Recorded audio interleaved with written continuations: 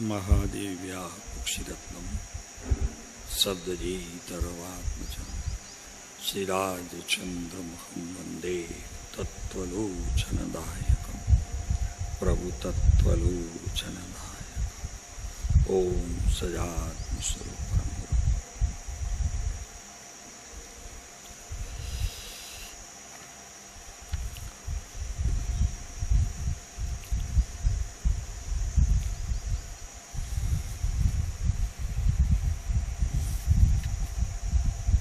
બસો 54 વચનામૃત.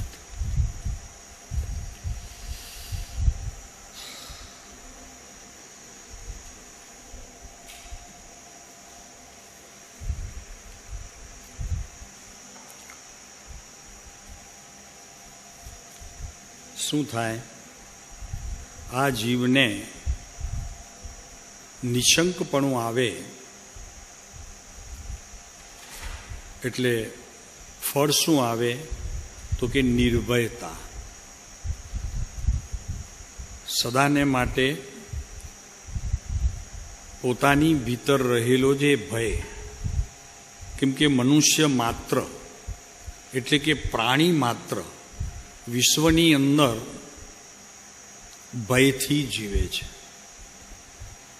અને ભય છે ત્યાં સુધી આત્માનો મૂળ વિષય એનો અનુભવ નથી.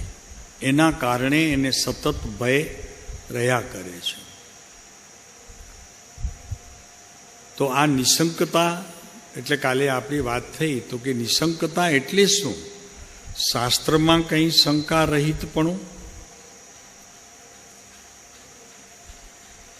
પોતાની કોઈ ક્રિયા કરે છે એમાં કોઈ ચૂક ન થાય, ભૂલ ન થાય, અને થાય તો શંકા રહે, એનું નિશંકપણું. તો નિશંકપણું કોનું? તમને આજે સામાન્ય જીવન જીવો છો એમાં તમને ભય લાગે છે? કેમ કે શાસ્ત્રમાં તો કથન છે કે સામાન્ય મનુષ્યોથી કરી અને પ્રાણી માત્ર એને ભય તો રહે જ છે. તો ભયનું અસ્તિત્વ ક્યાં સુધી છે પહેલાં તો એ સમજી લો, તો તમારા પ્રશ્નનો ઉત્તર તમને પોતાને મળી જશે. તો કે ભયનું અસ્તિત્વ ક્યાં સુધી છે? ક્યાં સુધી તમને ભય લાગે છે? કે જ્યાં સુધી નિશંકતા પ્રાપ્ત થઈ નથી ત્યાં સુધી. હવે સમજાણો કે આ નિશંકતા કોની? ભાઈ સમજાણું, નિશંકતા કોની? કઈ શંકા મને સતત રહ્યા કરે છે કે જેથી હું મૃત્યુથી ડરું છું, રોગથી ડરું છું, આકસ્મિકતાથી ડરું છું, વગેરે 7 પ્રકારના જે આ ભય છે. અકસ્માતનો મને ભય લાગે છે, બધું જ ભય લાગે જ છે, કાંઈ જ નથી. તમે ભુજથી બેઠા છો, આરામથી આવો છો, વાતો કરતા કરતા તેમાં કોક ગાડીએ પાછળથી તમને ધક્કો માર્યો ગાડીને, તો આ ભયની લખલખી ક્યાં સુધી પ્રસરે કે સાલું શું થશે? એટલે તરત જ આપણને હું મરણને શરણ થઈ જઈશ આ અકસ્માતથી એનો ભય રહે છે ને બધાને. રોગ થાય કોઈ, એમાં ડૉક્ટર જરાક કોઈ કહી દે કે જરાક ચેકિંગ તમારે કરવા માટે મુંબઈ જવું પડશે, ખાલી એટલું જ કહો. શું કરવું પડશે? આ તમારી તકલીફ કંઈ અહીંયા કને કંઈ એનું નિદાન થાય એવું લાગતું નથી, તમારે મુંબઈ જવું પડશે. તમને એમ લાગે છે કે માત્ર મુંબઈ જવું એટલું જ ડૉક્ટર કહે છે કે એમાં તમારા જીવનની અંદર કેટલું બધું ખળભળાટ મચી જાય છે? કેમ આવું ડૉક્ટરને કહેવું થયું? જરૂર કંઈક હશે, નહીંતર ડૉક્ટર કહે નહીં. કારણ કે અહીંયા પણ બધી સગવડ તો છે, છતાં મુંબઈ જવાનું કહે છે. એટલે કાંઈક તો મારા શરીરની અંદર કોઈ મહારોગની ઉત્પત્તિ થઈ હશે, જેથી મને ડૉક્ટર કહે છે કે તમારે મુંબઈ જઈ અને તપાસ કરાવવી પડશે. શું થાય રાજુ? ભય. શેના કારણે? આ રોગ થશે એના કારણે. કેમ કે રોગનો ભય તો છે, આમ તો રોગનો ભય છે, કીધું છે 7 ભયમાં રોગનો ભય પણ છે. કોઈક મોટી બીમારી આવે એ સંબંધીનું પણ ભય તો આપણને રહે છે કે નહીં ભાઈ? તો એ ભય રહેવાનું કારણ આપણને મરણ. બરોબર છે? આપ કોણ છો? આપ કોણ છો? આત્મા. આત્માને મરણ હોય? ન હોય ને. તો તમને ભય પણ લાગે છે મરવાનો, કોઈ રોગ થાય તો ડર પણ લાગે છે. તો એનો અર્થ એ થયો કે મારા સંબંધી મને નિશંકતા નથી, શંકા રહિત છું. તો રાજુભાઈ કહેશું આપણને શું શંકા છે? પોતા વિશેની. શું પોતા વિશેની શંકા? ફરી, હું એ દેહ છું એમ લાગે છે. સીધી વાત કરીએ તો તમને મરણનો ડર લાગે છે, રાઈટ? તો એક વાત નક્કી થઈ કે 20 વર્ષ, 25 વર્ષ, 30 વર્ષના સત્સંગ પછી પણ હજી હું શંકિત છું કે હું આત્મા છું, અને આત્મા અજર અમર અવિનાશી તત્વ છે. એની મને હજી શંકા રહ્યા કરે છે, અને એ શંકાના કારણે મને ડર છે. બીક મને શેની લાગે છે? મરણની. અને મરણની શંકા કેમ લાગે છે? કે મારું મરણ થઈ જશે ત્યારે હું આત્મા છું, આત્મા અજર અમર અવિનાશી તત્વ છે, એવી હજી નિશંકતા મારા જ્ઞાનમાં પરિણમી નથી. શબ્દ રૂપે આવી છે, શાસ્ત્ર રૂપે આવી છે, ગોખણ પટ્ટી રૂપે આવી છે. હું આત્મા છું, હું આત્મા છું, હું આત્મા છું. પણ વાસ્તવિક એમનું જ્યાં સ્થાન હોવું જોઈએ કે હું અજર અમર અવિનાશી તત્વ છું, એની વાત હજી જ્યાં એને જવું જોઈએ, જ્ઞાનને જ્યાં સ્થિર થઈ કરી અને ચારિત્રના અંશોમાં એનું પરિણમન થઈ અને જે અનુભૂતિ થવી જોઈએ કે હું અજર અમર અવિનાશી આત્મા છું, આ ચારિત્ર દોષ છે. જ્ઞાનની અણસમજણથી ચારિત્રનો આ બંધ પડે છે. સમજાય છે? કેમ ચારિત્ર મોહનીય? તો કે કોઈ પણ પ્રકારનું જે દર છે એ અજ્ઞાનના કારણે છે, અને એ અજ્ઞાન જે છે તે ચારિત્ર મોહનીયનો ઉદય છે. દર્શન મોહનીયના ઉદયથી તો થોડાક બચ્યા છીએ કે હું મરતો નથી, હું તો દેહ પરિવર્તન કરીશ, મારું મરણ છે ને. એ કોણ કહે છે? જ્ઞાન કહે છે. પણ તે સમયે ચારિત્ર મોહનીય એમ નથી સમજતું. અગર એમ નથી પરિણમતું કે ના વાસ્તવિક છે, મને મરણ હોઈ શકે નહીં, ભરતભાઈ, આ વાત ચારિત્ર મોહનીની પ્રકૃતિઓને હજી પાર કરી શકી નથી. પણ જ્ઞાનમાં કંઈક એવું નિર્ણય છે કે હું અજર અમર અવિનાશી આત્મા છું.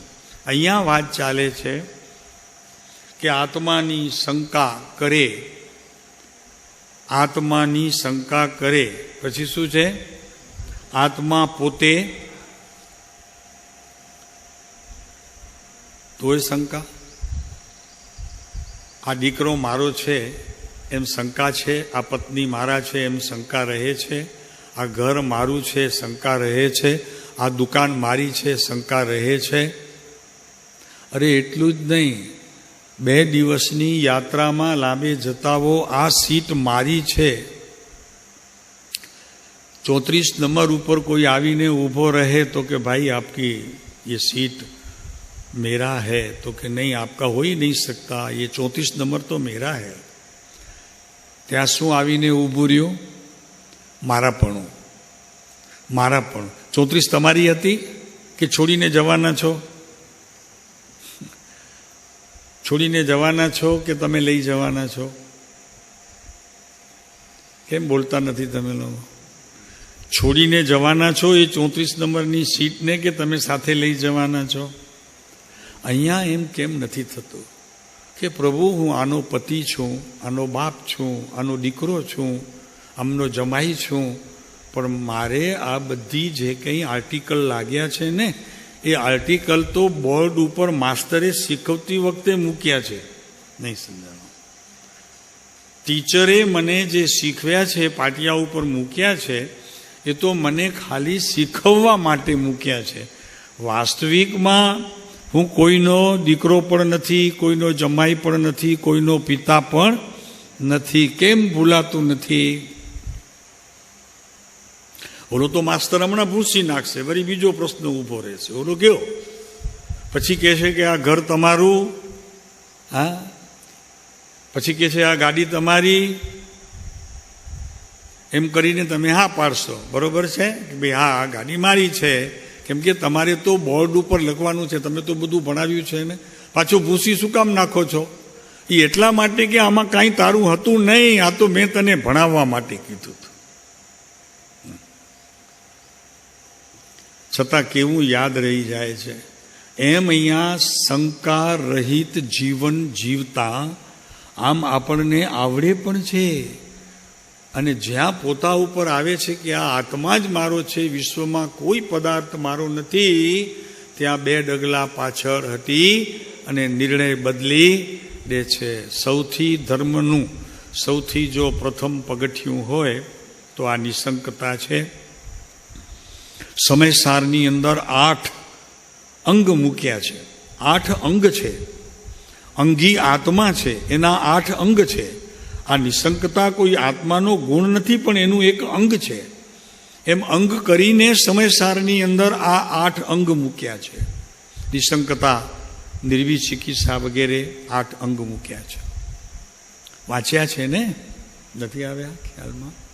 ભુજવાડાને તો ખ્યાલ આવવા જોઈએ, અભ્યાસ તો કરો છો. 8 અંગ મૂક્યા છે.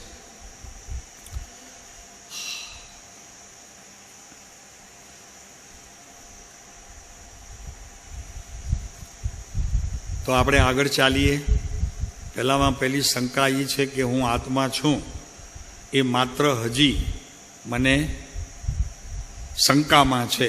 વાસ્તવિકપણે હું આત્મા છું એવો નિર્ણય મારા જ્ઞાને કરી અને ચારિત્રરૂપ પરિણમન થયું નથી. જ્ઞાનમાં ક્યાંક ક્યાંક કોક ખૂણે સાંભળેલું છે, એ નિર્ધાર છે કે હું આત્મા નથી, પણ જ્યાં સુધી એનું ચારિત્રમાં પરિણમન ન થાય ત્યાં સુધી હજી દર્શન મોહનીયનો પ્રકાર પણ એવું અકબંધ ઊભું છે એમ સમજવું. ભલે, કારણ કે કેટલીક વસ્તુ એવી છે કે રાગ આત્મામાં નથી એનો હું નિર્ણય કરી શકું છું. આ દુકાન આત્મામાં નથી એનો નિર્ણય કરી શકું છું. આ ઘર મારું નથી એમ નિર્ણય કરી શકું છું. આ ગાડી મારી નથી એમ નિર્ણય કરી શકું છું. આ બધાને છોડીને જવાનું છે એ પણ હું નિર્ણય કરી શકું છું. પણ કોઈ કેમ કે આ દેહ તારો નથી ને છોડીને જવાનું છે, તો કેટલા માર્કા મળે ભરતભાઈ? પાસ માર્ક આવે કે ના આવે? નહીં, આ પ્રશ્નમાં પાસ માર્ક નથી મળવાના. નહીં, આપણને ટીચર પૂછે કે આ દેહ તારો નથી, લખવા માટે નહીં, એ તો જ્ઞાનની કસરત છે. એ તો જ્ઞાનની કસરત છે. અને જ્ઞાનની કસરત કરવાથી તો જ્ઞાન જ દ્રઢ થશે. પણ એ જ્ઞાનાવર્ણીય જે છે એ જ્ઞાનાવર્ણીયનો એક અંશ પણ કપાશે નહીં. 8 કર્મ છે જ્ઞાનાવર્ણીય આદિ, અને જ્ઞાનાવર્ણીય છે ત્યાં જ્ઞાનનું આવરણ છે. જ્ઞાનાવર્ણીય નામ જ્ઞાનનું આવરણ છે. ત્યાં સુધી જ્ઞાન સમ્યક રૂપે થતું નથી કે પરિણમતું નથી? પરિણમતું નથી. વિકલ્પે થાય તો છે. ફરીને સમજો પ્રભુ, આ ખ્યાલ રાખો તમે. આપણે એટલું બધું સિદ્ધાંતોના જ્યારે આ બધા બોધ ગ્રહણ કરીએ છીએ ને, ત્યારે ઘણું બધું ચૂકી જઈએ છીએ. મારું જ્ઞાન હા પાડે છે, અને તે જ સમયે જ્ઞાનની તે સમયની પરિણતિ મને ભીતરથી સમ્યકપણે શ્રદ્ધાનરૂપ પણ નથી, દર્શનરૂપ પણ નથી. ચારિત્રની વાત પછી ઊભી રહે છે. અને છતાં આવા શબ્દોને હું જાણે સતત ઘોલન કરતો હોઉં, અને એનાથી મને મારા આત્માની પ્રાપ્તિ થશે, મને અનુભૂતિ થશે, આ માનવું ખરેખર ભૂલ ભરેલું છે. એની વાત હવે આગળ ચલાવીએ. એક વાત કહી દઈએ ચલાવતા પહેલાં.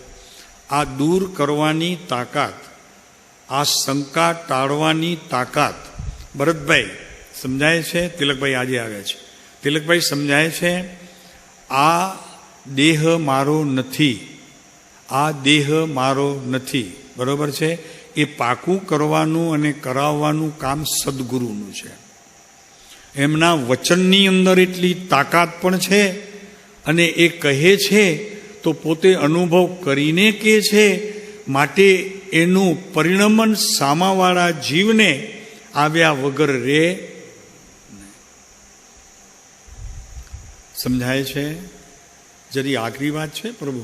શાસ્ત્રાર્થ કરવો એક જુદી વાત છે, અને અનુભવાર્થ કરીને સામા જીવને બોધ આપવો તો એની ધારી અસર થાય, અન્યથા થતી નથી.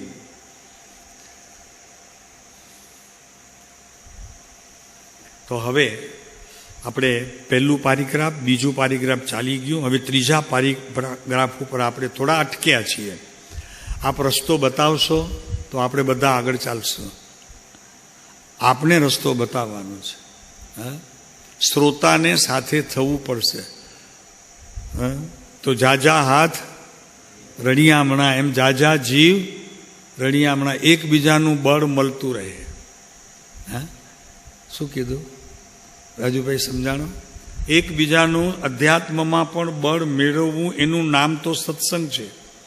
સત્સંગનો અર્થ છે કે અધ્યાત્મ ક્ષેત્રની અંદર પર પદાર્થની સાથે મારું વર્તમાન જે પરિણમન છે એ એકતા તોડે અને મારા આત્માની જોડે એકતા જોડે.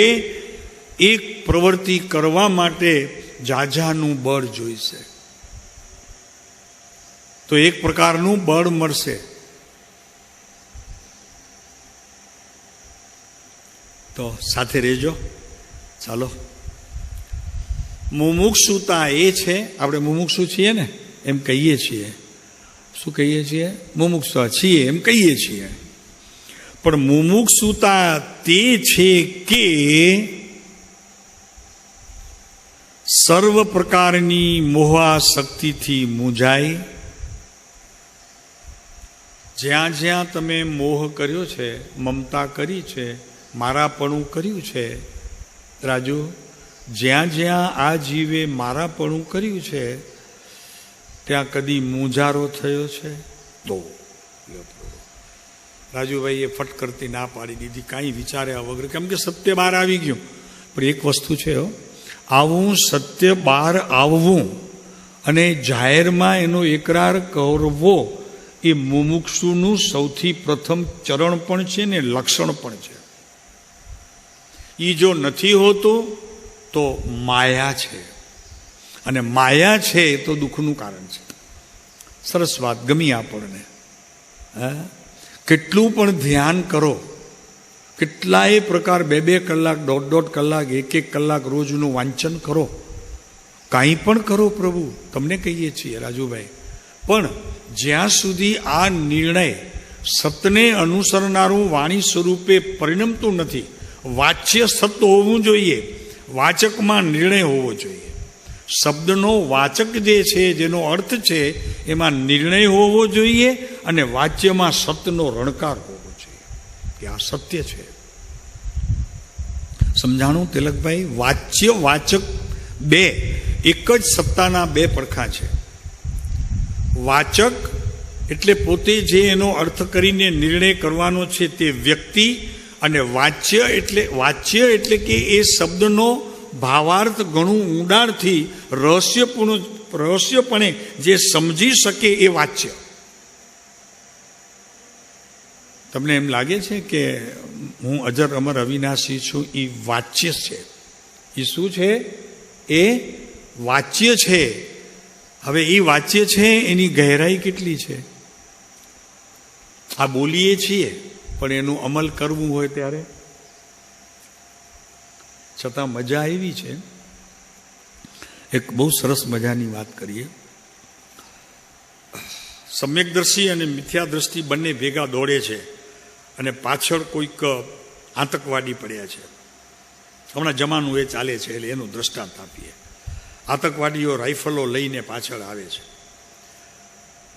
સમ્યકદ્રષ્ટિ જીવ સૌથી પહેલો ભાગ છે, અને મિથ્યાદ્રષ્ટિ જે જીવ છે એને એમ છે કે ભલે ને હું ક્યાં મરવાનો છું, આત્મા તો અજર અમર અવિનાશી છે. એ મિથ્યાદ્રષ્ટિ નિર્ણય કરે. સમજાણું? એ મરી જાય, માનવ ભવ રાખે, અને ઓલો ભાગી જાય, કેમ કે એને હજી કામ કરવાના બાકી છે, એવા હજી અંડેસા શંકા સહિત અંડેસા જીવનમાં પડ્યા છે. મનુષ્ય ભાવ હશે તો આ કામ થશે એમ કરીને ઓલો પહેલો ભાગે છે અને મિથ્યા દ્રષ્ટિ મરણને શરણ થઈ ઉત્તમ આ મનુષ્ય દેહ ખોઈ નાખે છે. આ અટપટી વાત સમજાય છે, એનો ભાવાર્થ ખૂબ રહસ્યવાળું છે, આપણે વિચાર કરવા જેવું છે.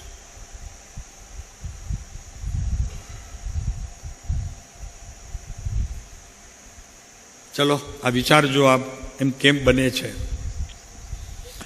તીવ્ર મુમુક્ષુતા એ છે કે સર્વ પ્રકારની મોહાશક્તિથી મૂંઝાઈ.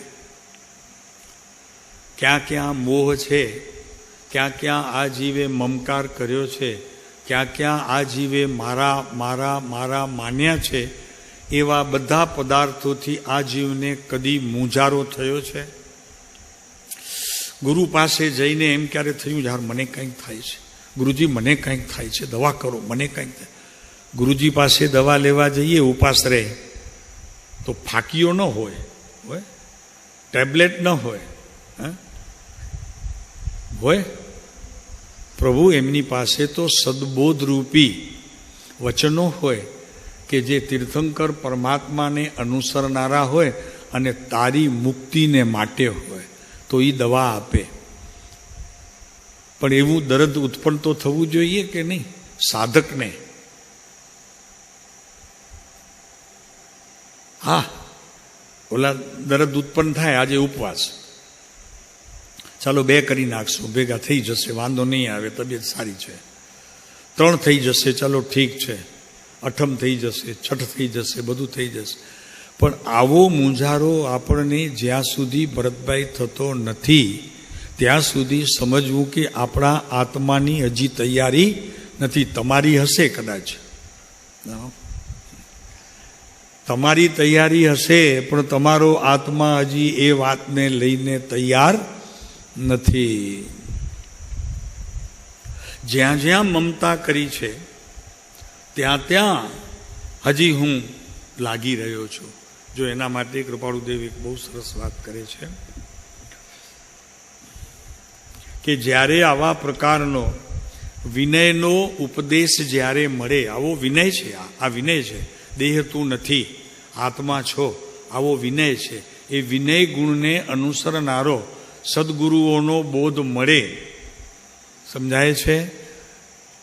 ફરી વાત, આવો બોધ સદગુરુ પાસેથી મળે કે આ દેહ તારો નથી, આ ઘર તારું નથી, આ કુટુંબ તારું નથી, આ સમાજ તારો નથી, આ દીકરા તારા નથી, આ ધન તારું નથી, તો સદગુરુના મુખેથી આવેલી વાત આનંદિત હોય.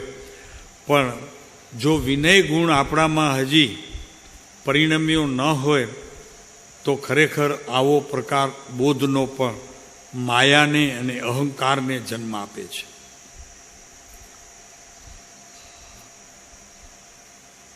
માયા એટલા માટે કે આ શબ્દને, આ વાક્યોના, ગુરુના વાક્યોને હું સમજ્યો છું, માત્ર સમજ્યો છું, હજી આદરવાનો કોઈ એક પ્રયાસ પણ મેં કર્યો નથી. એટલે એનાથી અહંકાર અને માયા બંને ઊભા રહે છે, જે ખરેખર સદગુરુ પાસે પણ દોષ કરી અને ત્યાંથી આપણે ઊભા થઈ જઈએ છીએ. આ પણ એક સાવચેતી છે. આપણી વાત ચાલે છે 506 વચનામૃતમાં.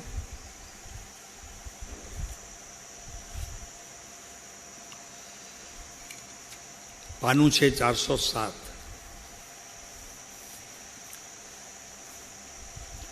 પેજ નંબર 407, વચનામૃત 506, લાસ્ટ પારિગ્રામ નીચેનો છેલ્લો 407 ઉપર.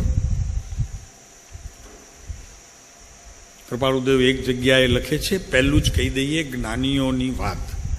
જ્ઞાની એમ લખે છે, પોતે લખે છે કે જ્યારે શાસ્ત્રમાં આ દેહ ત્યાગવાનો છે, ક્યારેક ને ક્યારેક એનો ત્યાગ જરૂર નિશ્ચિત છે, આવું જ્યારે વચન જ્ઞાનીઓના મુખેથી સાંભળેલું હોય અને એનું વર્તમાનમાં અત્યારે સ્મરણ થાય, એ માત્ર સ્મરણ પણ અતિ પ્રકારે વૈરાગ્ય વધારી દે. એમ શ્રીમદના જીવનમાં થયું છે કે આવો કોઈ પણ બોલ શાસ્ત્રમાં વાંચવામાં આવે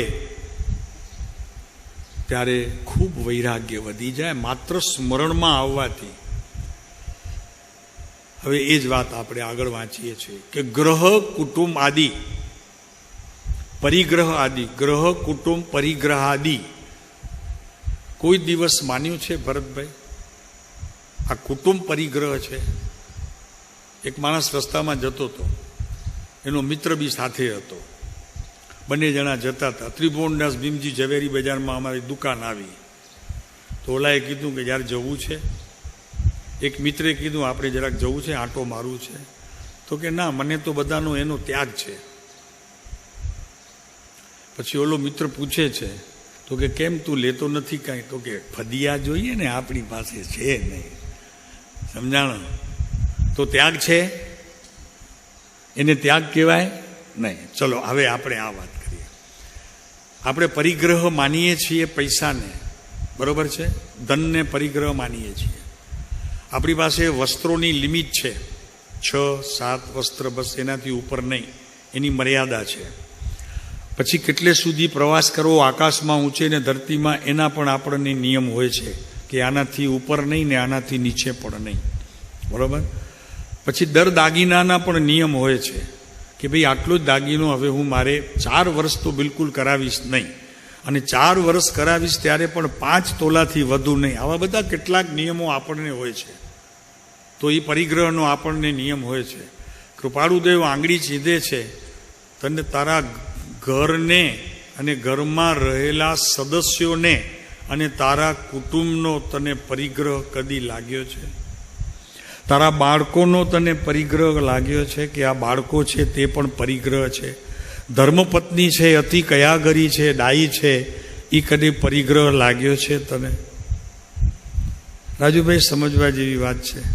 અહીંયા શ્રીમદ એમ કહે છે કે ગ્રહ એટલે ઘરમાં રહેલા મનુષ્યો, કુટુંબમાં રહેલા સંબંધીઓ, સ્વજન, મિત્રો, દીકરા દીકરી, જમાઈઓ, કદી તમને પરિગ્રહ લાગ્યો છે? એ પરિગ્રહ લાગ્યો છે? આ બધું બીજું તો સમજ્યા, બધું આપણે વાત કરી બધી.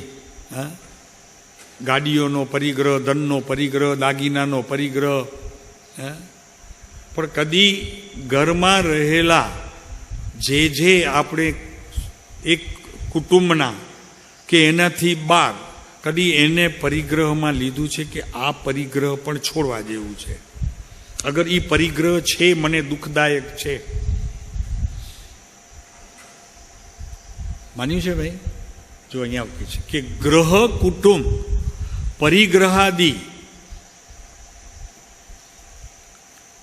શ્રીમદે 1954 અંદર સર્વસંગ પરિત્યાગ કરી દીધો. રકમ ખિસ્સામાં તો કોઈ રાખે નહીં, પણ કોઈ પુત્રની વાત કરે તો ઉત્તર આપે નહીં, ધર્મપત્નીની વાત કરે તો ઉત્તર આપે નહીં. ઘરે જાય પણ એમની સામે દ્રષ્ટિ કરે નહીં. તમે દાગીનાની બાધા લઈ લીધી તો એને જુઓ ખરા કે નહીં? ક્યારે બેનો, તમારે નહીં, બેનો જુઓ ખરા કે નહીં? માની લો કે લેવાનું નથી હવે, પણ જે તમારી પાસે છે એને જુઓ ખરા કે નહીં? હા, અને ત્યાગ છે, આમ ત્યાગ છે, પણ જુઓ ખરા કે નહીં? શ્રીમદ તો પોતાની પત્નીને અને બાળકોને જ્યારથી 54માં સર્વસંગ પરિત્યાગ કરી લીધો, નિયમ લઈ લીધો, ત્યારથી એમના તરફ નજર પર કરી નહીં. કોઈકને લાગે દ્વેષ છે, દ્વેષ નથી, પણ મોહ અને આસક્તિનો પ્રકાર કદાચ અંશે પણ જો કોઈ જ્ઞાનની લબ્ધપણે પણ શક્તિમાં રહી ગયો હોય ને તો એને પણ કાઢી નાખવો છે. તિલકભાઈ, શું છે પ્રભુ? આંખ મેળવીને જોયું જ નથી જાણકાર આપણા છે. બની શકે પ્રભુ? સાધુ સંત કરી શકે છે આ વૈરાગ્યનો આટલો ઉત્કૃષ્ટ પ્રકાર? જોવું જ નહીં, આંખ મિલાવવી જ નહીં પ્રભુ.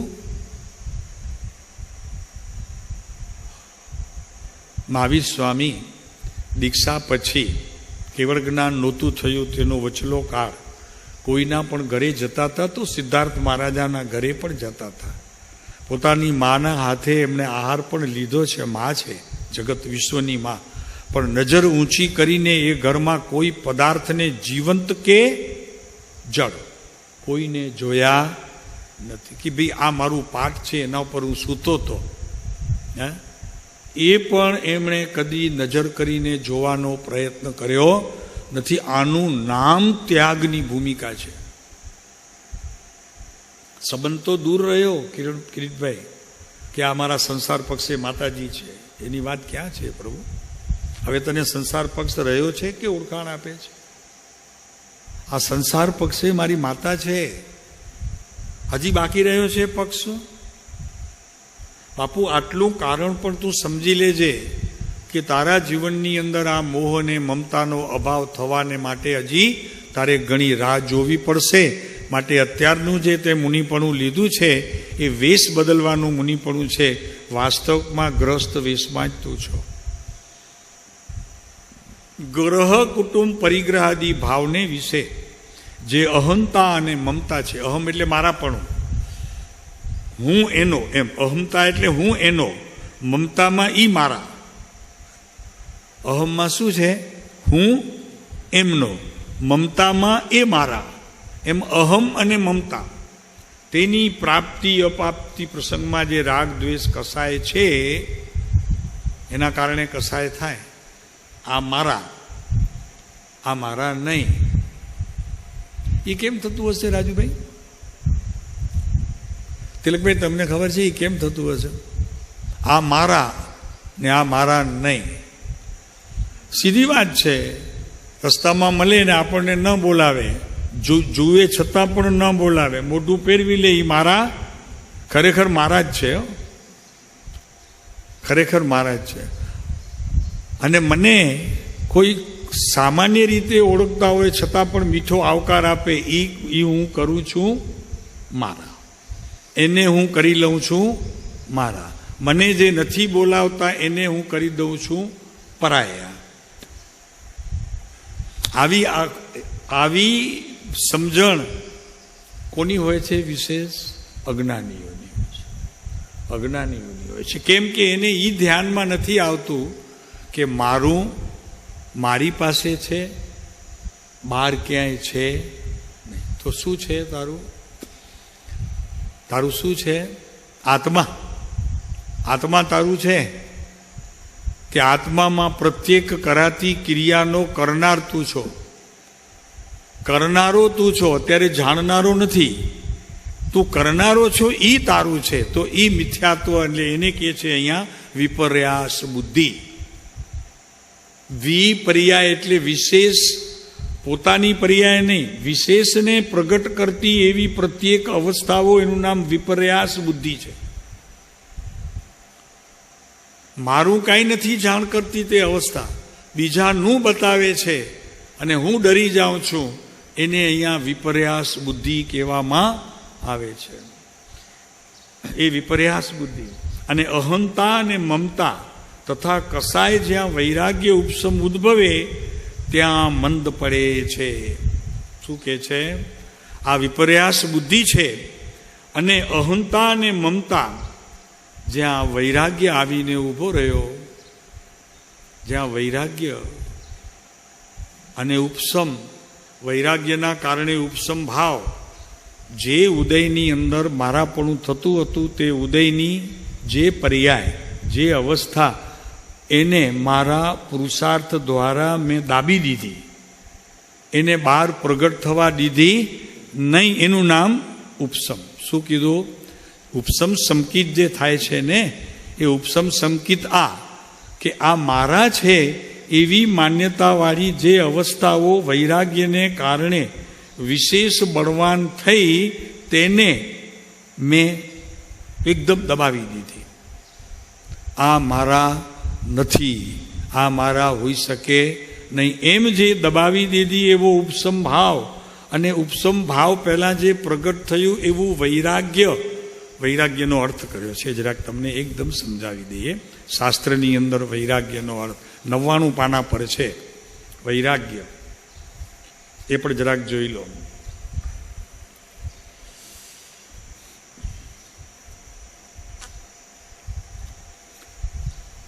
શિક્ષાપાઠ 57. વૈરાગ્ય કોને કહેવું?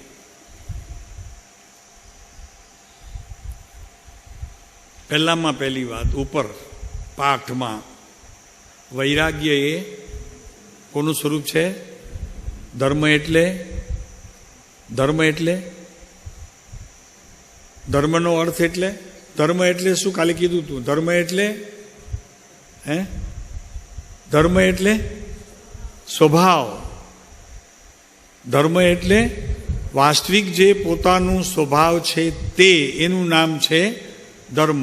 સ્વભાવ શું છે? સ્વભાવ શું છે?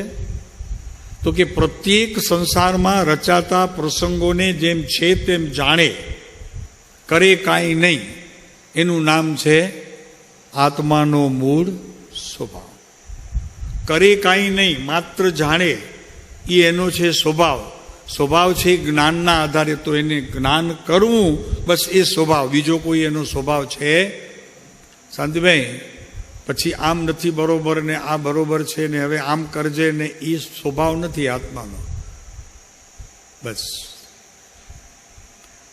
હવે હું ધ્યાનમાં 2 કલાક બેસીશ, કોઈ બોલાવતા નહીં, દરવાજો બંધ કરું છું, એ આત્માનો સ્વભાવ, એ આત્માનો સ્વભાવ.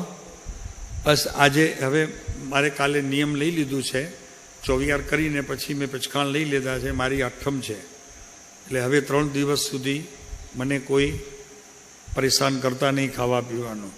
એનું નામ વૈરાગ્ય, એનું નામ જ્ઞાન. તો કે એ જ્ઞાન પણ નહીં, એનું નામ વૈરાગ્ય નહીં. ત્યારે શું છે એનું નામ? વિકલ્પ. શું નામ છે એનું? શું નામ પાડ્યું? વિકલ્પ. અને જ્યાં વિકલ્પ હોય ત્યાં ધર્મ હોઈ શકે નહીં, એની વાત કરે છે. જો આ ભક્તિ, આપણે એની વૈરાગ્યની વાત ચાલે છે.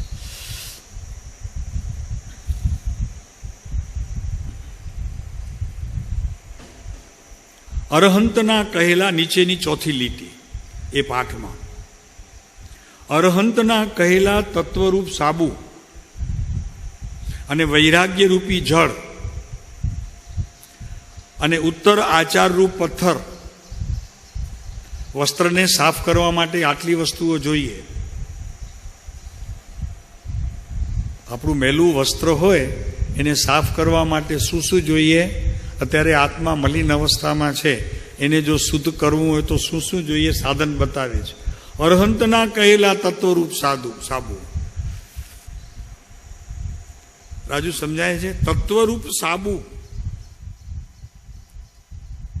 ઓલા સર્ફ ને રીન ને ઈ નહીં. એટલે એમ અહીંયા તપને, ઉપવાસને, જાપને, યાત્રાને, દાનને, શીલને એ નહીં.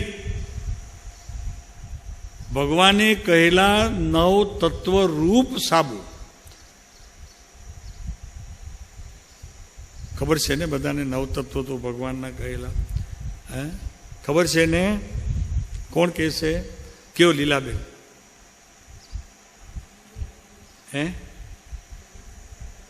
નહીં, તત્વ. શરૂઆતથી કયો, પહેલેથી એકડે એકથી કરો. એક પહેલી ચોપડી, બીજી ચોપડી, ત્રીજી ચોપડી, એમ.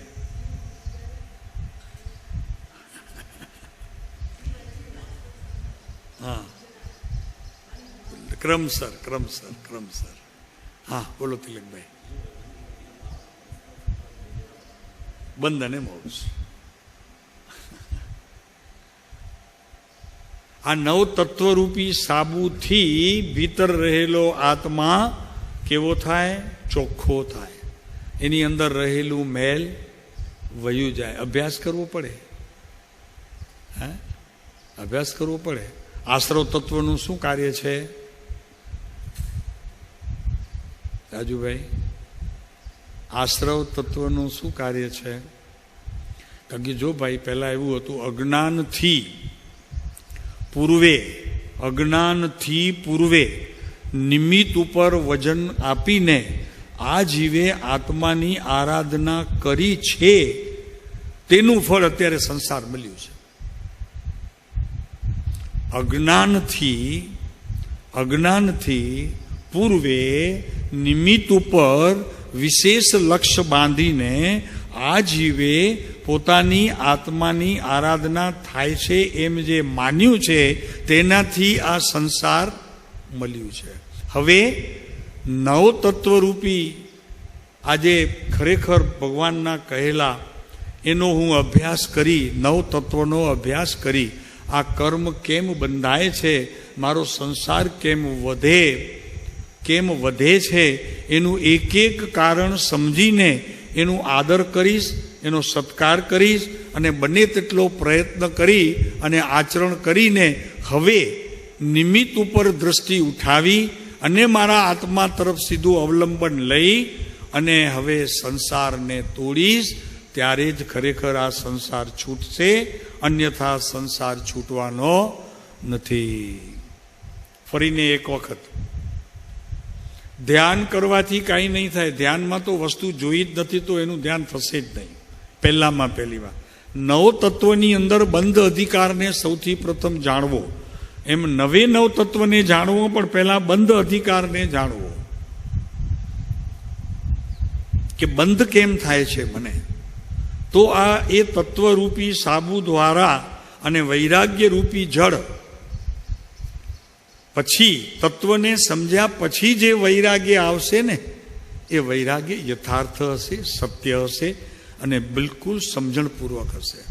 અત્યારે આવેલું વેશ બદલી કરીને નીકળી પડ્યા એનું નામ વૈરાગ્ય નથી. બસ કહેવાનો આશય એટલો જ હતો કે આ વૈરાગ્ય નથી.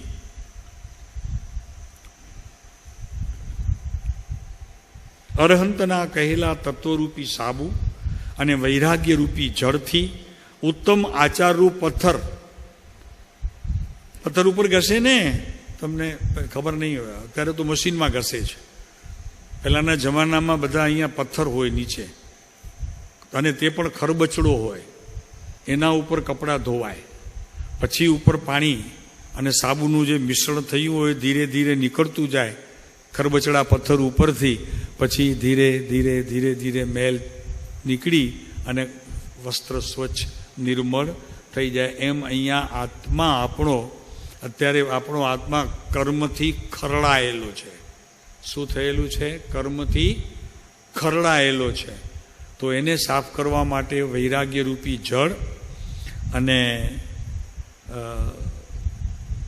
પથ્થર કયું છે? આચાર રૂપી પથ્થર. ઓહો, આચાર રૂપી પથ્થર એટલે સદવિચારથી ઉત્પન્ન થયેલું આચાર એટલે આચરણ. આત્મવસ્ત્રને ધોનાર નિર્ગ્રંથ ગુરુ છે. પછી એને કોણ છે ધોનારો? કોણ છે? કોણ ધુએ છે? ઈ તિલકભાઈ, આનું નામ વૈરાગ્ય છે. સદગુરુ સિવાય તમારા મલિન વસ્ત્રો કોઈ ધોશે નહીં, અને ધોવાની કળ પણ તે બતાવશે, બીજો કોઈ નહીં. એ જ બતાવશે કે કેવી રીતે તમારા આ બંધથી અમારે છૂટવાનું છે. એની વાત સદગુરુ જ કરે. તો અહીંયા આપણી આવી વાત 254 વચનામૃત ઉપર પાછા, આ 506, હા 506, રાઈટ. વિપ્રયાસ બુદ્ધિ છે. અહંતા, મમતા તથા કસાય જ્યાં વૈરાગ્ય અને ઉપશમ ઉદ્ભવે ત્યાં મંદ પડે છે. આ સમ્યક દર્શનનો વિષય. અહીંયા થયું સમ્યક દર્શન. સમ્યક દર્શન થવામાં કેટલો અભ્યાસ કરવો પડે, કેટલું તપ કરવું પડે, કેટલા જાપ કરવા પડે, કેટલી યાત્રા કરવી પડે, આમાં બધું આવી ગયું. કિરીટભાઈ શું આવ્યું? જો કે અહંતા, મમતા તથા કસાય જ્યાં વૈરાગ્ય ઉપશમ ઉદ્ભવે છે ત્યાં મંદ પડે છે. મંદ પડતા જે વૈરાગ્ય અને ઉપશમના પ્રકાર, ત્યાં કસાયોનો અભાવ હોવો સંભવે છે. સમ્યક દર્શનની વિધિ બતાવે છે કૃપાળુદેવ. શું કહ્યું કે જ્યાં વૈરાગ્ય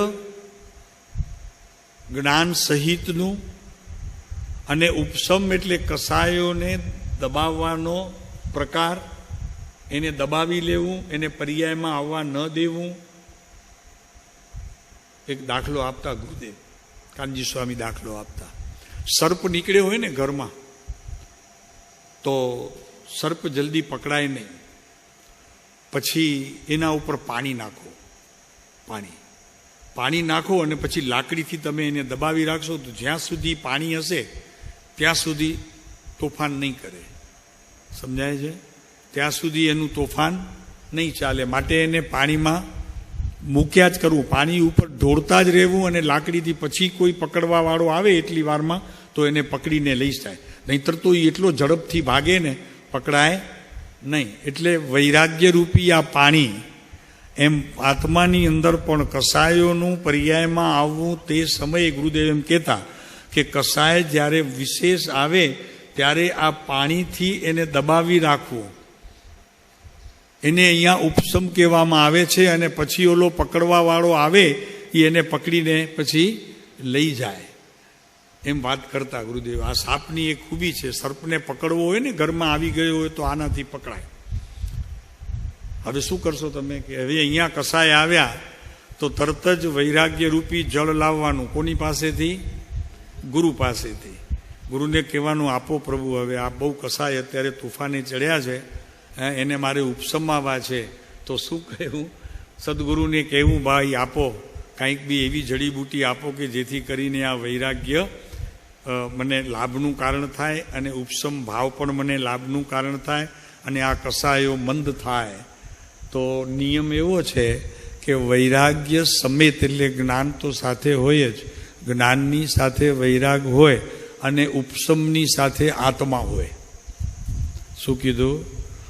ઉપસમની સાથે આત્મા જોડાય અને વૈરાગ્ય સાથે જ્ઞાન જોડાય. પછી વચલા જે સમય હોય એમાં કંઈક મંદતા દેખાય તો એ જે મંદ પ્રકાર છે એમાં વિશેષ આત્માની દ્રષ્ટિનો વિષય ત્યારે મહત્વનો છે. આપણે જે દ્રષ્ટિનો વિષય કહીએ છીએ ને, તો એ દ્રષ્ટિની અંદર એકલું ત્રિકાળી ધ્રુવ આત્મતત્વ નજરાયા કરે એવી દ્રષ્ટિનું બળ ત્યાં વિશેષ થતાં થતાં એ જે કર્મ ઉપસમ્યા છે, કર્મ જે ઉપસમ અને કસાયો જે સમયે શાંત થયા છે, તેના વચલા કોઈ પણ સમયમાં તમને આત્મજ્ઞાન થશે, અનુભૂતિ થશે.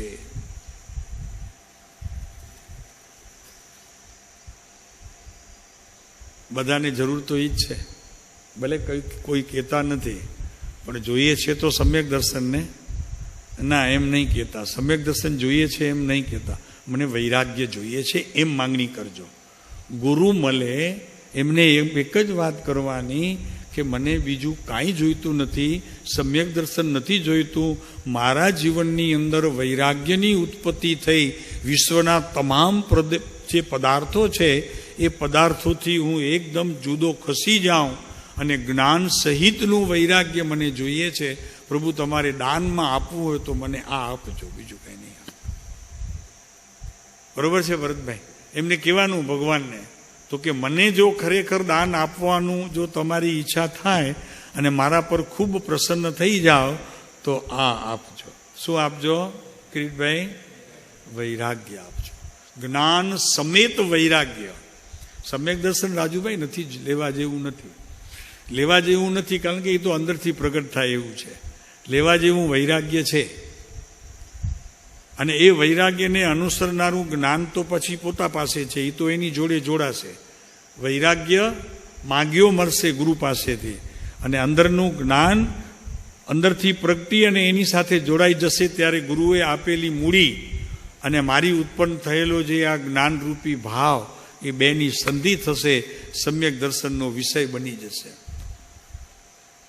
એટલે કે છે અહીંયા કે જ્યાં વૈરાગ્ય ઉપસમ ઉદ્ભવે ત્યાં મંદ પડે છે, અનુક્રમે નાશ પામવા યોગ્ય થાય છે. અનુક્રમે તે કસાય છે તે નાશ પામશે, તે જગ્યાએ ઉપસમ આવશે જેનું બીજું નામ ઉપસમ સમકિત પ્રથમ. ઉપસમ સમકિતમાં પણ પાછા ભેદ છે. પ્રથમ ઉપસમ સમકિત, બીજું ઉપસમ સમકિત. હવે આમાં પછી વળી શાસ્ત્રમાં જરાક રમવું પડશે, ત્યાં નથી જોવું આપણને. આને અહીંયા પ્રથમો ઉપસમ સમકિત કહેવામાં આવે છે. ભરતભાઈ ખબર છે ને તમને? સમકિતના ભેદ છે 3, પહેલું, બીજું ને ત્રીજું. ઉપસમના આ પ્રથમ ચરણનું ઉપસમ સમકિત છે. બહુ સસ્તું થઈ ગયું છે અત્યારે તો. આમ આપી દે છે ગુરુ હતો, લ્યો તમારે સમકિત. પ્રભુ એમ નથી. આ તો અહીંયા સંસારના પાયા હચમચી જાય. એને ધરતીકંપ થાય, સંસારને ધરતીકંપ થાય, અને એ ધરતીકંપની અંદર ક્યાં પડે ખબર ન પડે. ક્યાં પડશે? આ બાજુ પડશે, આ બાજુ પડશે, આ બાજુ પડશે, કઈ બાજુ પડશે? એનું નામ ઉપસમ સમકિત, પ્રથમો ઉપસમ સમકિત છે. શાસ્ત્રમાં તત્વાર્થ સૂત્રની અંદર આ વાત કરી છે, પ્લસ પ્રવચન સારની અંદર પણ છે, અને ધવલાની અંદર વિશેષ વિસ્તારપૂર્વક છે. પ્રથમો સમકિત, દ્વિતીય ઉપસમ સમકિત, પ્રથમો ઉપસમ સમકિત.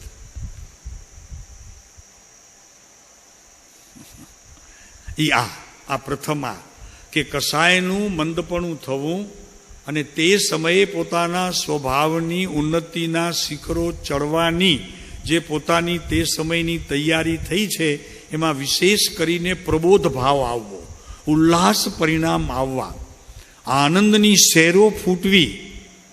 તે સમયે કસાય નથી પર્યાયમાં તે સમયની સ્થિતિ આવા પ્રકારે હોય છે.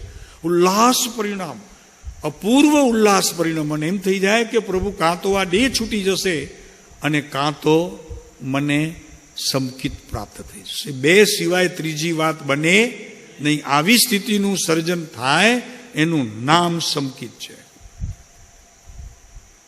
અને એ સમકિતથી અનંતકાળના સંસારનો અંત આવે છે. અહીંયા આટલા શબ્દોમાં કૃપાળુદેવે વાત બતાવી દીધી. અહંતા અને મમતા તથા કસાય જ્યાં વૈરાગ્ય ઉપસમ ઉદ્ભવે છે ત્યાં મંદ પડે છે. કોણ મંદ પડે છે? કસાયો મંદ પડે છે. અનુક્રમે નાશ પામવા યોગ્ય થઈ જાય છે. પછી તે સમયની અવસ્થામાં સ્વભાવ પ્રગટ થાય છે અને ક્લેશનો અભાવ થઈ જાય છે. ક્લેશ વયો જાય છે અને એનો અનુભવ જે ઉપસમ ભાવ છે એનો અનુભવ જીવને થઈ જાય છે. એનો અર્થ એ છે કે તે સમયે પ્રથમો ઉપસમ પ્રગટે છે પોતાની પર્યાયમાં. પરિણામ શું થાય છે ત્યારે જીવના?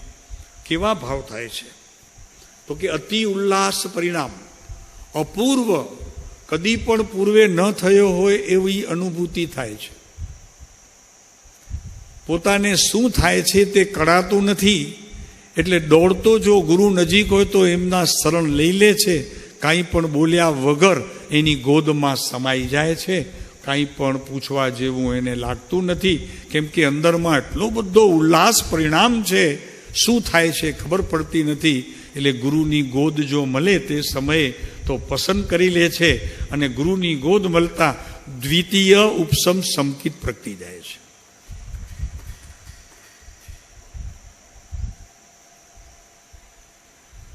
કોઈ શાસ્ત્ર બાસ્ત્રની જરૂર નથી કિરીટભાઈ. આમાં તો ગુરુ શાસ્ત્ર, જ્ઞાન પોતાનું, ગુરુ શાસ્ત્ર, જ્ઞાન પોતાનું, અને ગુરુ પરમાત્મા. ગુરુ શાસ્ત્ર પહેલા ગુરુ શાસ્ત્ર, બીજું કોઈ શાસ્ત્ર જોવાની જરૂર નથી. ગુરુના વચનો તે શાસ્ત્ર.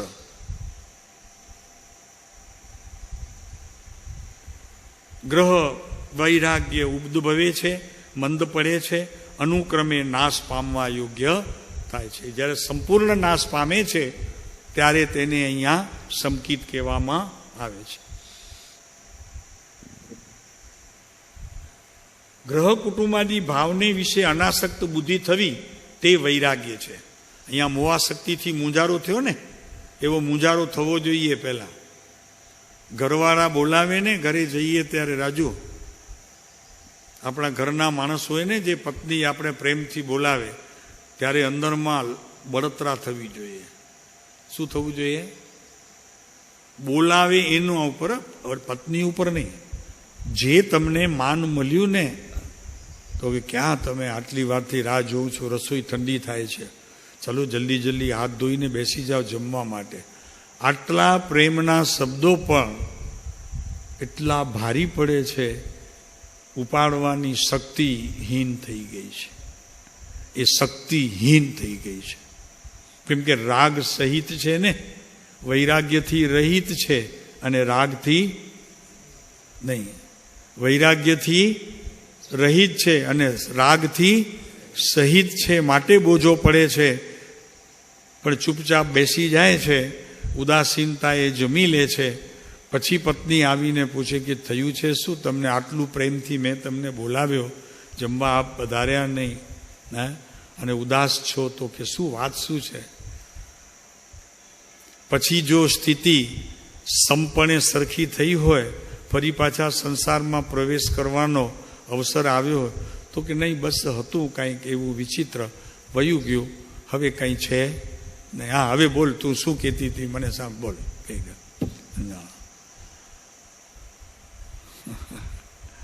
એમ તમારે ઘરવાળા માણસ કહે તો કે ક્યાં પણ તમે આટલી વાત થઈ.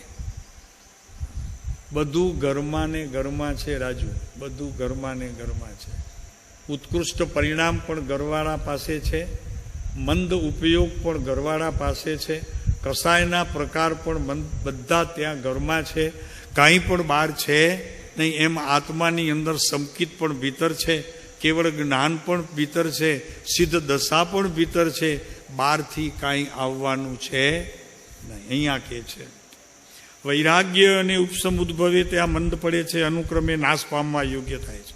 ગ્રહ કુટુંબાદી ભાવને વિશે અનાસક્ત બુદ્ધિ થવી, તેનું નામ વૈરાગ્ય છે. વેશ બદલાવો એનું નામ વૈરાગ્ય નથી, ના પાડી, બિલકુલ ના પાડી દીધી. ઘર છોડવું એનું નામ વૈરાગ્ય નથી, બિલકુલ ના પાડી દીધી. બહુ અંતરમાં વૈરાગ્ય થયો, હવે મારે સંસાર નથી જોઈતો ને મારી દીક્ષા લેવી છે, અહીંયા એ વાત નથી આવી.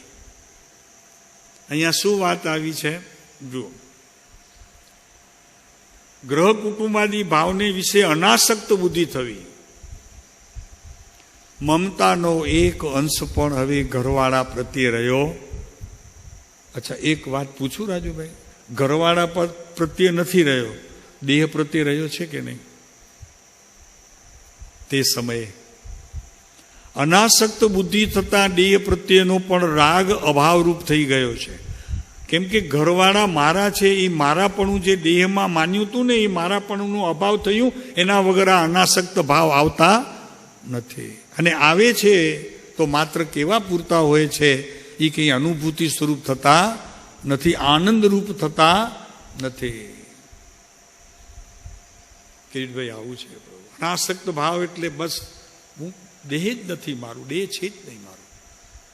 આ નથી એવો નિર્ણય થાય ત્યારે આ કુટુંબ મારું નથી એમ નિર્ણય થશે. આ દીકરો મારો નથી, ધર્મપત્ની મારી નથી, કેમ કે તું જ તારો નથી. પતી ગઈ વાત. જે દેખાય છે તું, એ તારું નથી.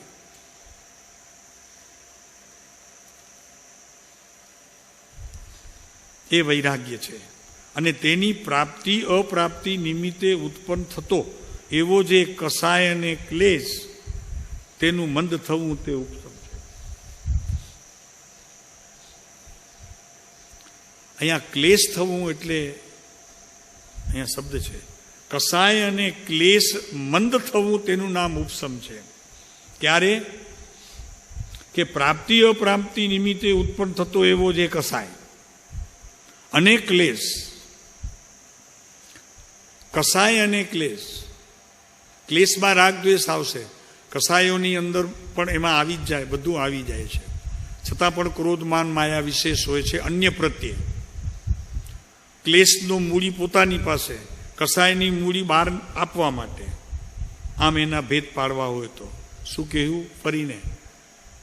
જે ક્લેશ છે એ પોતામાં ઉત્પન્ન થાય છે પોતા માટે, અને કસાય છે તે બીજાને આપવા માટે અને બીજાના ઉપર બાણ છોડવા માટે એ કસાય શબ્દનો પ્રયોગ કરવામાં આવે છે.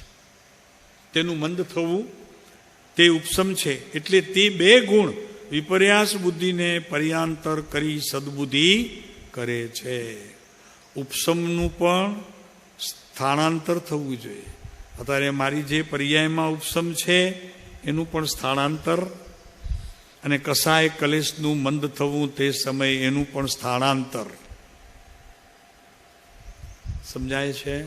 તે પર્યાયમાં જણાતા પદાર્થોનું સ્થાનાંતર ન કસાયનું ભીતર ઉપસમવું છે અને ન કસાય કલેશ પોતે છે માત્ર એક સુખ સુખ સુખ સુખ, આનંદ આનંદ આનંદ અને આનંદ. પહેલા બતાવ્યું કે આ છે રહેશે, પછી એનો પણ અભાવ કરી અને એકલું સુખ રહે છે, આનંદ રહે છે, એની વાત કરે છે. પર્યાંતર કરી સદબુદ્ધિ કરે છે, અને તે સદબુદ્ધિ જીવાદી પદાર્થોની વ્યવસ્થા જેથી જણાય છે એવા સિદ્ધાંતની વિચારણા કરવા યોગ્ય થાય છે. પછી તે આગળ જતા ત્રીજું સંકિતનું કારણ ઉપસમ થતા એને કયું સંકિત? ક્ષાયિક સંકિતની ભૂમિકામાં તેનો પ્રવેશ થઈ જાય છે. આ સિદ્ધાંતની વિચારણા ત્યાં ઊભી રહે છે. કિરીટભાઈ, સિદ્ધાંત જે આપણે શીખ્યા છીએ ને તેની વિચારણાનું સ્થાન ત્યાં છે. ત્યારે છે, કયા સંજોગોમાં છે તમે જુઓ. હમણાં અજ્ઞાનીના સિદ્ધાંત જ્યારે લગાડવામાં આવે છે ને, અજ્ઞાની પોતે સિદ્ધાંતોની સાથે છેડછાડ કરે છે ને, અહીંયા કે છે કરવા જેવી નથી. સિદ્ધાંત ક્યારે? જ્યારે વૈરાગ્યનું બળ વિશેષ વર્તે અને એનાથી ઉપસમ આવે અને કસાયના મંદપણા પર્યાયમાં જણાય, જેથી આત્મતત્વ વિશેષ બળવાનપણે ઊભો રહે. એ બળવાનપણાના કારણે સિદ્ધાંતના બોધની વ્યાખ્યા પોતાના જીવનમાં સહજ પરિણમે. એને કોઈ શબ્દો શોધવા પડે નહીં. એનું નામ ખરેખર સંકિત છે અને એનું નામ સિદ્ધાંતનું જ્ઞાન છે. ઓલું સિદ્ધાંતનું જ્ઞાન તો ખાલી શબ્દ રૂપે છે. એવા સિદ્ધાંતની વિચારણા કરવા યોગ્ય થાય છે. શબ્દ જુઓ શું છે? કરે છે એમ નથી. શું શબ્દ છે કૃપાળુદેવનો? કે એવા સિદ્ધાંતની વિચારણા કરવા યોગ્ય તે સમયની સ્થિતિ થાય છે. ખ્યાલ આવ્યો? કઈ સમયની? કે જે સમયે વૈરાગ્ય શબ્દ છે ને, અનાસક્ત બુદ્ધિ રૂપે વૈરાગ્યનું થવું, અને પછી એ ઉપસમ ભાવનું મંદ પરિણામ થવું. ઉપસમ મંદપણે થવું, ત્યારે ખરેખર એની સિદ્ધાંતની વિચારણા કરવા યોગ્ય તે જીવની સ્થિતિ થાય છે. કેમ કે કારણ આપે છે, 2 મિનિટ જઈ લઈએ. કેમ કે સમય તો થઈ ગયો છે. કેમ કે ચક્ષુને પટળ આદિ અંતરાય મટવાથી જેમ પદાર્થ યથાવર્થ દેખાય છે, તેમ અરહંતાદિ પટળનું મંદપણું થવાથી જીવને જ્ઞાની પુરુષે કહેલા એવા સિદ્ધાંત ભાવ, આત્મભાવ વિચાર ચક્ષુએ દેખાય છે. એને જોવા પડતા નથી. પોતાના જ્ઞાનની વિચારની શક્તિ પર સાથે તૂટી અને સ્વ સાથે તે વિચારણા જોડાઈ જાય છે, એટલે વિચારણામાં દેખાય છે એમ કહેવામાં આવ્યું. સિદ્ધાંત બોધની સાચી વાત રાજુ સમજાય છે. આ સિદ્ધાંત બોધ જેટલા પણ છે ને, આપણે વાંચીએ ને સિદ્ધાંત, તો સિદ્ધાંત ક્યારે આવે છે ને કઈ રીતે પ્રવેશે છે, અહીં સુંદર વાત અહીંયા આ પત્રની અંદર કૃપાળુ દેવે આપણને બતાવી. એવા સિદ્ધાંત ભાવ, જ્ઞાની પુરુષે કહેલા એવો સિદ્ધાંત ભાવ, આત્મભાવ અને વિચાર ચક્ષુ એ દેખાય છે. એટલે તમારા વિચારોની અંદર દેખાય છે નામ. એનો અર્થ એ કે સિદ્ધાંતો તમારા જીવનની અંદર સમ્યક પ્રકારે પ્રવર્તમાન. બલિહારી ગુરુદેવ કી જીને ગોવિંદ દિયો બતાય. જરી અઘરી વાત હતી આજે વાત જરા અઘરી હતી, પણ કરવી જરૂરી હતી. એના વગર તો આ ખ્યાલ આવે એવું નહોતું. કેમ કે આપણને કૃપાળુદેવ મળ્યા છે જ્યારે, ત્યારે એમણે પોતે પણ એમ કહ્યું કે પૂર્વ પુણ્યના ઉદયથી મળ્યો સદગુરુ યોગ, વચન સુધા શ્રવણે જતા થયું હૃદય ગત સોગ, નિશ્ચય એથી આવ્યો ટળશે અહીં ઉતાપ. આ જગ્યા છે હો, એટલે આમ એવી રીતે નહીં, આ જગ્યા છે એનો અર્થથી કે તમારી ભીતર આ જગ્યા થશે. કઈ? આજે જે કંઈ કહેવામાં આવ્યું એ જગ્યા તમારી ભીતર થશે. એટલે તળશે અહીં ઉતાપ, નિત્ય કર્યો સત્સંગ મેં એક લક્ષ્યથી આપ. રાજુ હવે કે મને લક્ષ્ય શું છે? હવે આત્મજ્ઞાન. તો કયું લક્ષ્ય છે? આપણે વાત આવી હમણાં, બોલો કોને ખ્યાલ છે? જ્ઞાન સહિત વૈરાગ્ય. ગુરુ આવે તમારી પાસે સપનામાં, ક્યારે કૃપાળુદેવ આવે, કાનજી સ્વામી આવે, તો તમે શું માગશો? જ્ઞાન સહિત વૈરાગ્ય. બધું મળી જશે પ્રભુ આમાં. અને માંગણી એવી તમે સુંદર કરી છે કે બંને વસ્તુ તમારી છે. એમની તો કરુણા બસ છે, આપવું એમને નહીં પડે. જાઓ. કેમ કે બંને મૂડી તમારી છે, વૈરાગ્ય પણ તમારું અને જ્ઞાન પણ તમારું. કરુણા વરસશે એ બંને તમને મળી જશે. એટલે ગુરુ કદાચ કે તમને કે માગો, હું બહુ પ્રસન્ન છું, આટલું તમે ભુજમાં મહેનત કરો છો રોજ 5-6 કલાક, અને આખું એક મકાન જ એટલું જગ્યા મકાન આખી આવી રીતે આરાધકો માટે ખુલ્લું તમે મૂક્યું છે દિવસ ને રાત. તો તમને એમ થાય રાજુભાઈ ને ભગવાનને મળવાનું થાય કે રાજુ યાર આટલું કર્યું છે, માગ શું જોઈએ છે? કાનજી સ્વામી આવે, તને કે કૃપાળુદેવ આવે ત્યારે શું માગવું? તો કે પ્રભુ બધું જ મારી પાસે છે, ખાલી 2 વસ્તુ આપ પ્રદાન કરો. શું? વૈરાગ્ય સમેત જ્ઞાન. વૈરાગ્ય સમેત જ્ઞાન. તો ભગવાન કે તથાસ્તુ. કેમ કે ભગવાનને આમાં આપવા જેવું કંઈ છે?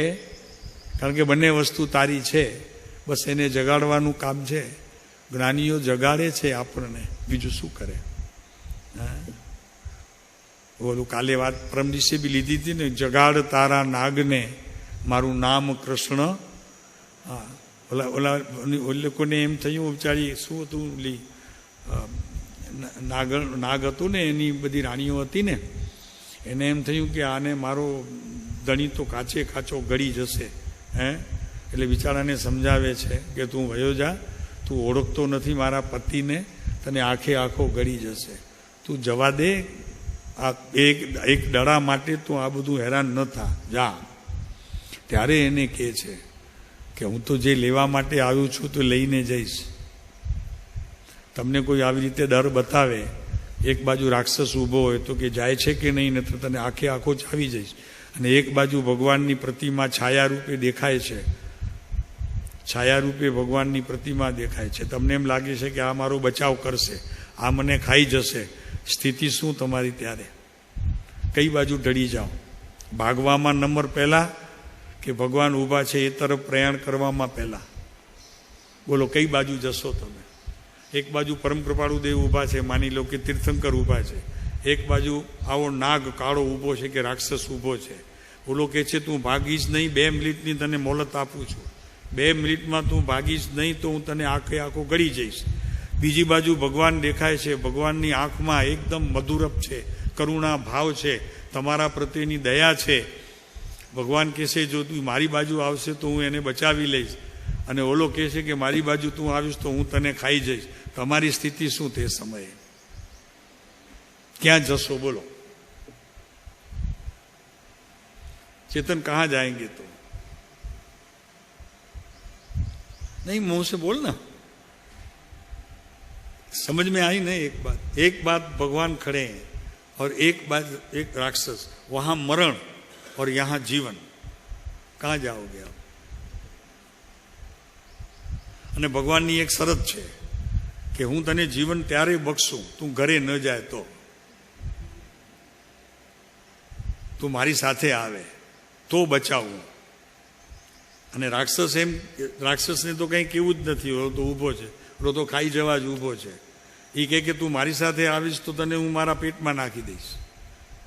આપણી સાથે સારામાં સારી દોસ્તી, કે ત્યાં તને કોઈ ઓળખે જ નહીં અને કોઈ લેવા આવે નહીં. અને ભગવાન અહીંયા કહે છે કે તને પછી ઘરે જવા ન દઉં, તું મારી સાથે આવી જા, તારું જીવન બચાવી લઈશ, તને ધન્ય કરી દઈશ, પણ ઘરે નહીં જવાનું, મારી જોડે રહેવાનું. કિરીટભાઈ નક્કી કરજો પ્રભુ.